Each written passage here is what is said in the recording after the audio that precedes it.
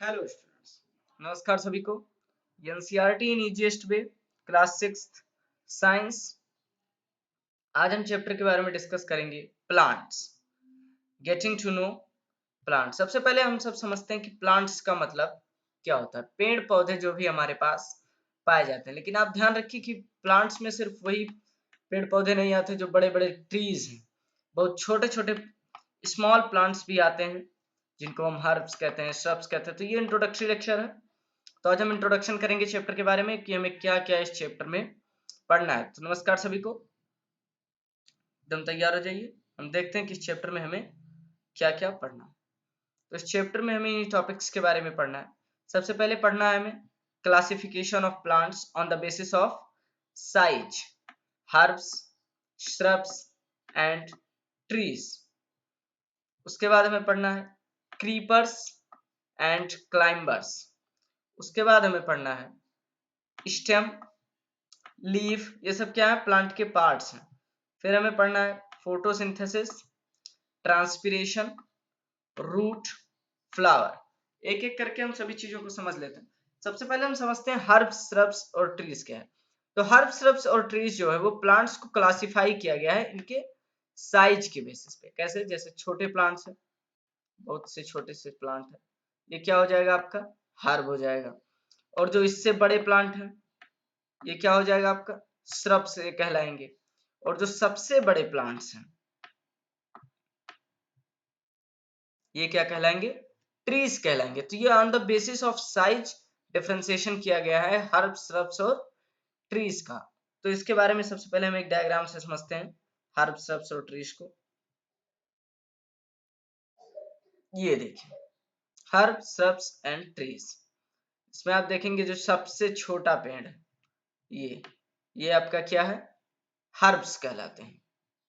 ये कहलाते हैं हमारे हर्ब्स। जैसे हर्ब्स के कौन कौन से पेड़ होते हैं, जैसे स्मॉल ग्रासेस हैं, छोटी छोटी घास, या फिर क्या हो सकते हैं हमारे मिंट यानी कि धनिया की पौधे जो होते हैं वो किस कैटेगरी में आते हैं, ये हमारी कैटेगरी में आते हैं, हर्ब्स की कैटेगरी में।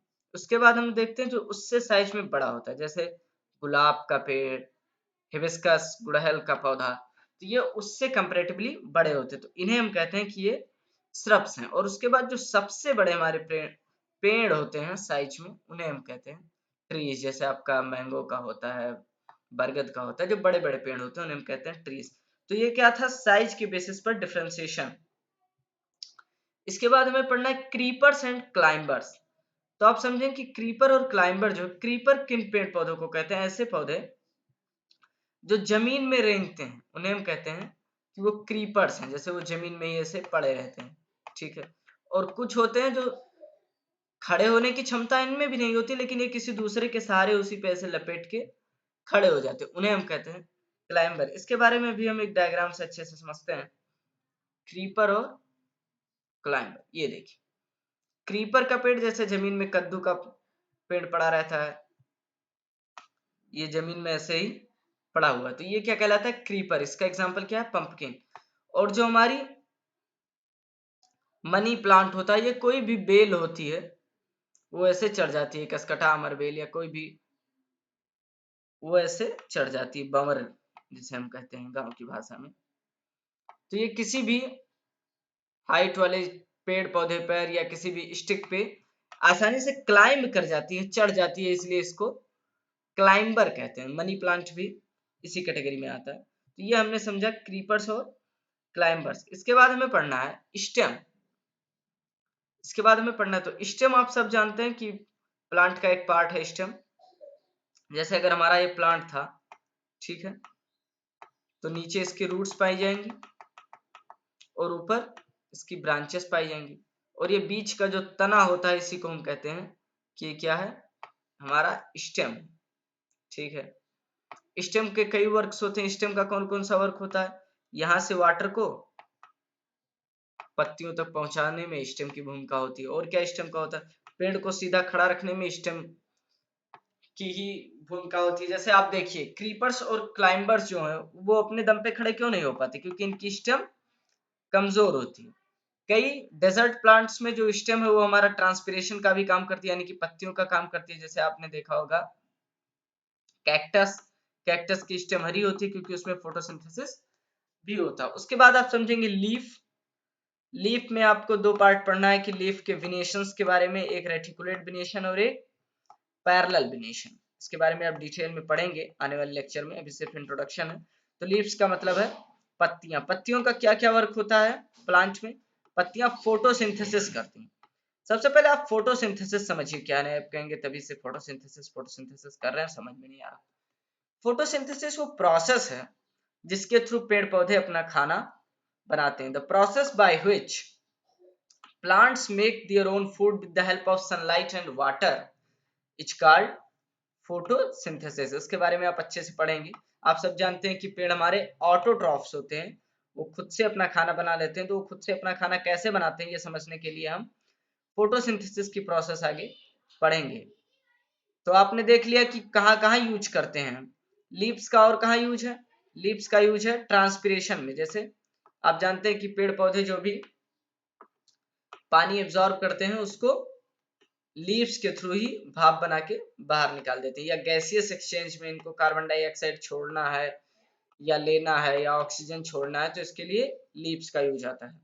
लीव्स में बिनेशंस के बारे में आपको पढ़ना है कि रेटिकुलेट बिनेशन और पैरेलल बिनेशन। इसके बारे में एक डायग्राम मैं आपको दिखा देता हूँ।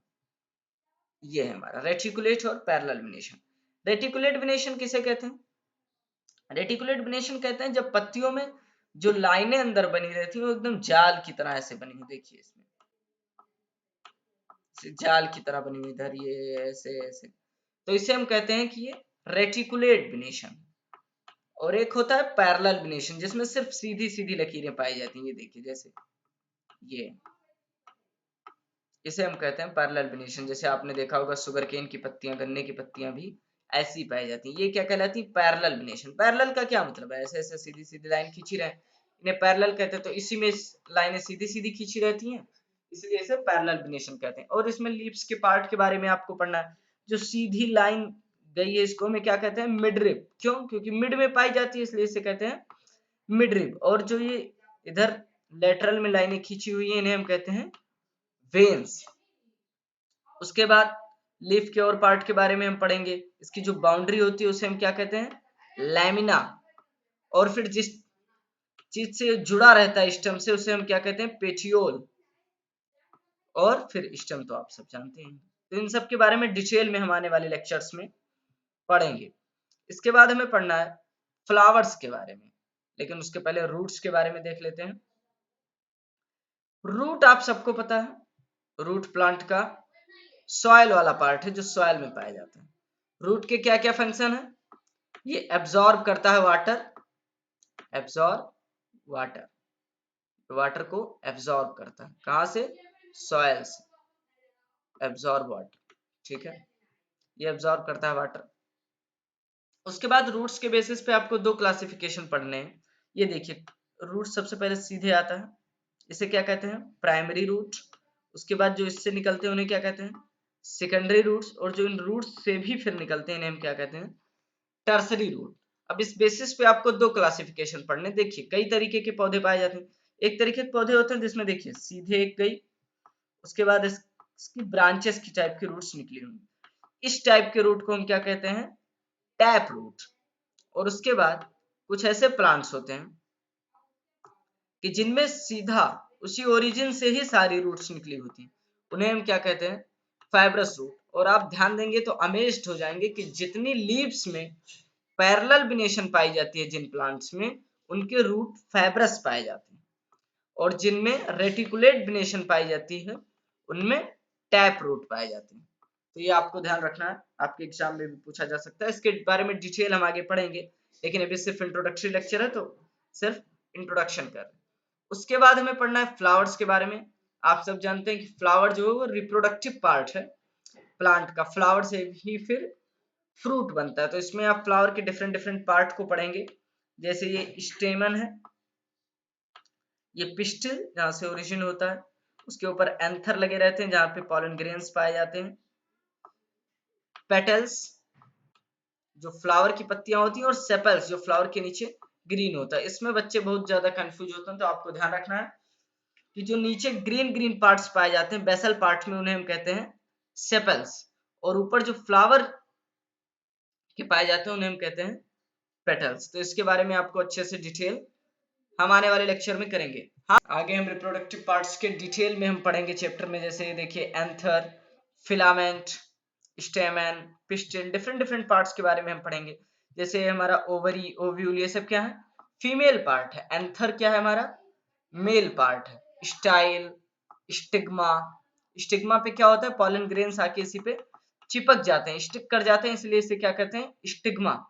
ओवरी क्या कहता है, रिप्रोडक्टिव पार्ट होता है जहाँ पे रिप्रोडक्शन टेक प्लेस करता है। आप अच्छे से आगे डिटेल में हम कई पार्ट करके और अच्छे से इस चैप्टर को डिस्कस करेंगे। अभी सिर्फ इंट्रोडक्टरी लेक्चर है, तो आपको बता दिया जाए कि इस चैप्टर में कौन कौन से टॉपिक्स को आपको पढ़ना है, so that you can revise before the lecture.